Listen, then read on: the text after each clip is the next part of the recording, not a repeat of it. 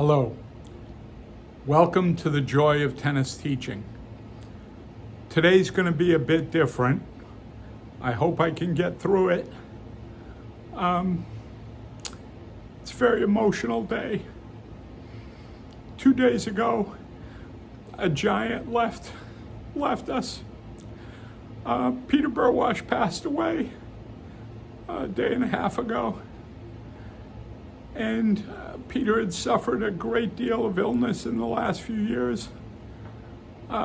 So I know this is a blessing in many ways, but it's hit me very hard. I'd like to make this a tribute to Peter and not about my emotions, but it's a challenge, I won't lie. Peter was a giant. Although he wasn't the tallest guy in the world, there was never a room he entered where he wasn't the biggest personality. Peter was unique among many people, and he was a genius of a tennis coach, but he was even more important as a human being. Peter only wanted one thing. He wanted to make every interaction he had with somebody to help and improve that person. When I met Peter, I was 21 years old. I had recently read an article in World Tennis Magazine in November of 1978 called Face Off with Peter Burwash. And it was a short article, but it was really fascinating about how he devoted so much time to training the professionals in the company called Peter Burwash International. I was lucky enough to gain an interview, went to New York City in early 1979 and interviewed with PBI, and was lucky enough to get an invitation to the training program. From mid-May to mid-June, I spent in Honolulu training, and I was one of the last training programs that our training consisted entirely of getting up early in the morning, walking over to Peter's condo building and waiting for him to come down, and then riding in the car out to Hawaii Kai Tennis Club or Hickam Air Force Base or Tripler Medical Center tennis courts. And then we sat and watched Peter do a one-man clinic with 8 students on 2 courts. We watched for 3 hours. And then on the ride back to Peter's condo, we had to give our beyond the obvious observation of that clinic. There were 4 people in my training program, and Peter had this little red Toyota Corolla. And I always thought that my 3 co-trainees jammed themselves in the back of the car to give me more leg room since I was the tallest in the group. But after a while, I learned that with Peter's crazy driving in the Honolulu traffic, he would often lose track of whose turn it was. And whenever Peter lost track, it was my turn again. So I ended up having to answer 3 or 4 times as many questions as the other 3 trainees. But it was incredible because beyond the obvious meant we had to look really watch and observe these lessons and learn from them. I can still tell you some of those sessions that I had back in 1979 watching those lessons. I'll never forget, I watched Peter do 3 hours with a group of probably what we would call today 3-5, 4-0 ladies on the return of serve for 3 hours. That was the topic. And every minute was productive. At the time, I probably could have done 3 minutes on the return of serve with a group of ladies like that. But Peter was a genius of a coach. Not only was he a genius of a coach, but he was a genius at getting you to develop as a coach, getting you to develop as a person. How do I say thank you?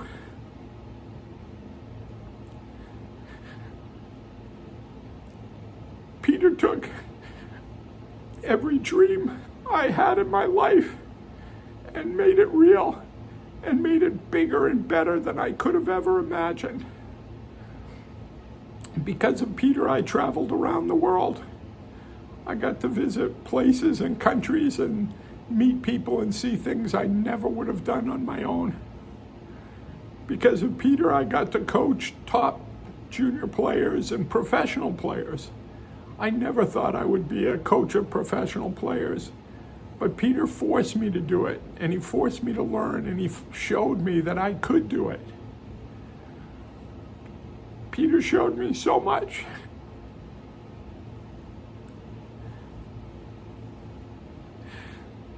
I worked with PBI for 30 years, and I loved every minute of it. But in 2008, I started to get restless, and I wanted to do something slightly different. I couldn't commit myself fully to PBI, and I never wanted to be that person who was just in PBI, but not fully committed to it. So I had a long talk with Peter about my leaving the company. He convinced me to stay till the end of the season. And I was determined I was going to be the one person to resign from PBI and keep that great relationship that we had while I was in the company. Because Peter's one blind spot is he never dealt well with the resignation of PBI pros.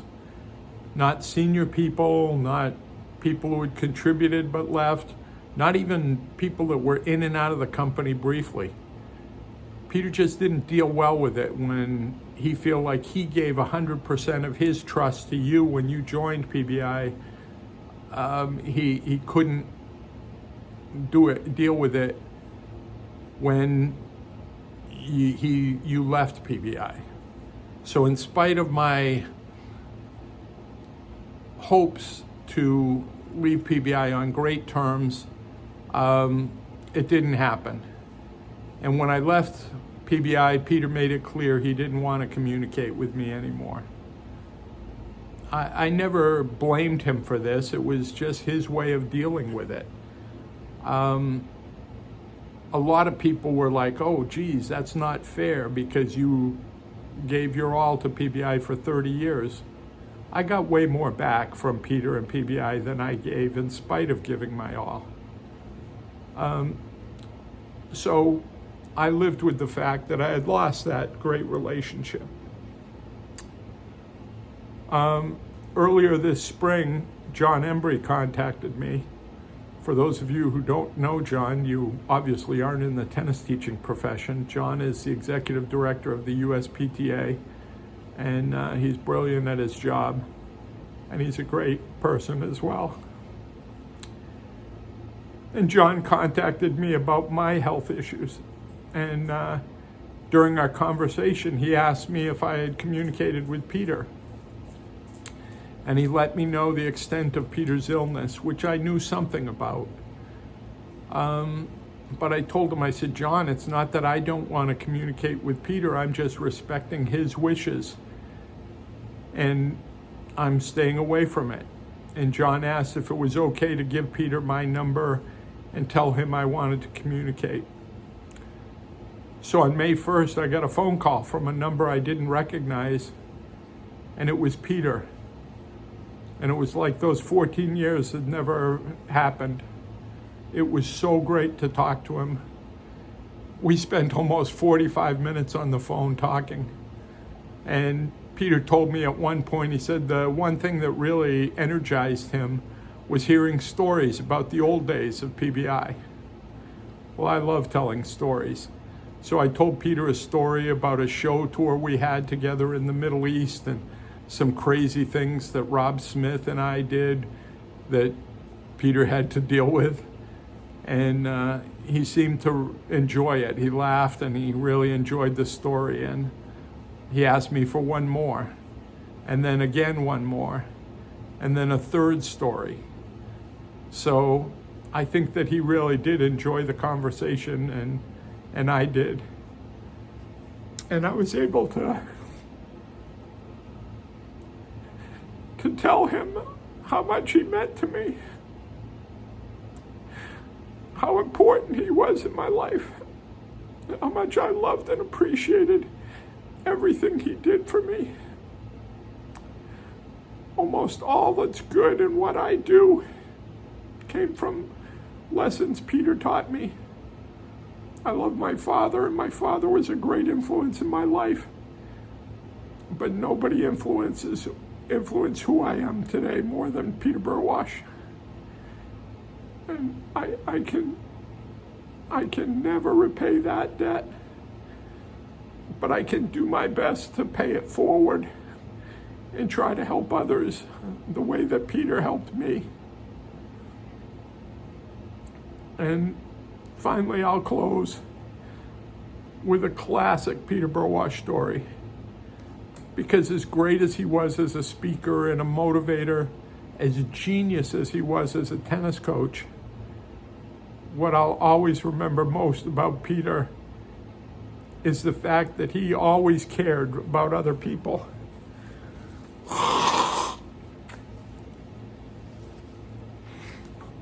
We were in New York City for the annual USTA Coaches Workshop that happens just at the beginning of the US Open. And Peter was one of the headline speakers, and he had a number of time slots. We also performed the PBI tennis show, which is why I was there. I was a minor part in the show at that time. And Peter also used us on court as demonstration hitters when he did a great session called Practice with a Purpose. He put us through a number of drills. And so it was a great conference, very informative. I still have tapes from that conference to this day. But on the last day of the conference, we had to get up at 4:30 in the morning, shower, dress in our suits and ties, pack all of our belongings, go out on the street, hail a cab that would take the 6 of us and all of our bags and belongings and show equipment, which was no easy feat at that time of day. A number of cabs showed up and looked at our stuff and took off. But we finally made it and went over to the UN Plaza Hotel, which we arrived at just before 6 a.m. And we had rented a suite for that day to do a PBI interview. And at that time, the PBI interviews lasted all day. And we did it at the UN Plaza Hotel because they had a tennis court on the 42nd floor of the hotel, an indoor court. And so we had an hour or so booked on that court to do the on-court portion of the interview. And needless to say, we were exhausted. And we went through the interview process, and as tired as we were, I can't imagine Peter with his energy. Because he conducted the whole interview. We were basically just observers and helpers. And it gets to the end of the interview, and at that time, each interviewee got a time for a personal interview, one-on-one with Peter, with the other, 5 of us in the room observing. So it was a high-pressure interview for the poor interviewee. And it had been a long, long day. And this one young guy hadn't done very well in the interview. Not that he was a bad guy or anything or lacked skills, but he just wasn't going to fit into PBI. He was just a no vote for sure. So it came time for his personal interview, and I expected Peter to do a little courtesy interview and blow him off and get him out of there quickly. Well, it turned out to be one of the longest personal interviews of the day. And Peter really spent a lot of time with this young man. And when the personal interview finally finished and he left the room, I was like, Peter, what are you doing? I said, there was no way in hell that guy belonged in PBI. Why did you spend so much time in that personal interview? And my tone of voice and questioning obviously expressed my exasperation at the way Peter was conducting the interview. But he didn't get upset with me. He calmly tried to explain to me that if this young man invested the time and energy to come and spend a whole day interviewing with our company, Peter was going to do everything he could to give that person something to take home from that interview, something to help him for his future development. And there's probably no story I can tell that defines Peter more.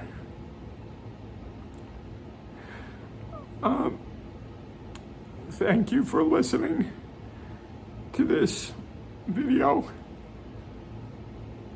I know it's a little longer than most, but I could go on and on. And I hope you'll share this with people that knew Peter Burwash and even Peter that didn't.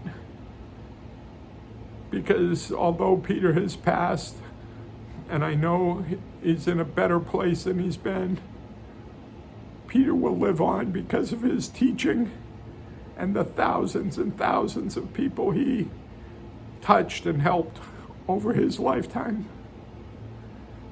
Rest in peace, Peter Burwash, and thank you.